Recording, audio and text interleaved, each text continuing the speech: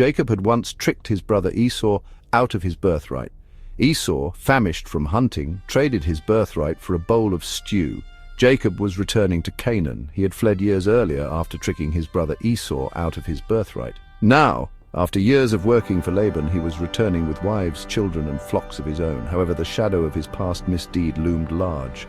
The thought of facing Esau, whose wrath he had incurred, filled him with dread. He knew he needed divine intervention to survive the encounter. He sent messengers ahead bearing gifts, hoping to appease his estranged brother.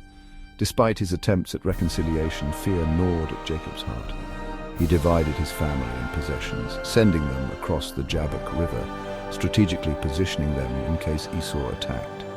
As night fell, a solitary figure remained behind. Jacob, alone with his anxieties, he prepared to face his past and the uncertainty of the future. The weight of his deception and the anticipation of Esau's reaction pressed down on him. He longed for a sign, a reassurance that he would be safe. Under the cloak of darkness, a mysterious figure approached Jacob. He found himself locked in a fierce struggle with this unknown assailant. They grappled throughout the night, their bodies intertwined in a contest of strength and will. Neither yielded to the other, the struggle echoing the turmoil within Jacob's own heart. The wrestling match was unlike anything Jacob had ever experienced. He strained against his opponent, every muscle in his body screaming for release. As the night wore on, Jacob began to realize that this was no ordinary opponent. This struggle was pushing him to the very edge of his physical and emotional limits. It was a battle for his life, his future, and the destiny of his family. In the heat of the struggle, the mysterious figure touched Jacob's hip, dislocating it. Despite the searing pain, Jacob refused to let go. He clung to his opponent with an almost desperate tenacity. This was not just a physical struggle, it was a spiritual battle. Jacob's determination stemmed from a deep-seated need for a blessing, a sign of favor from God. Even with his hip dislocated, Jacob clung to his opponent, refusing to release him without a blessing.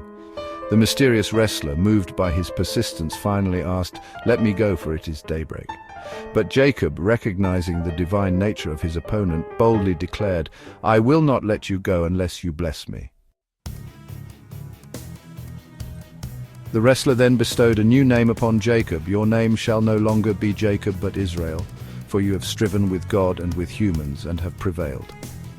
With this declaration, Jacob's identity was forever changed. He was no longer the deceiver, the one who had wrestled with his brother for his birthright.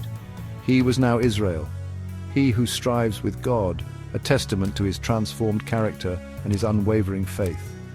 The location of this life-altering event was named Peniel, meaning the face of God, for Jacob declared, "I have seen God face to face, and yet my life is preserved."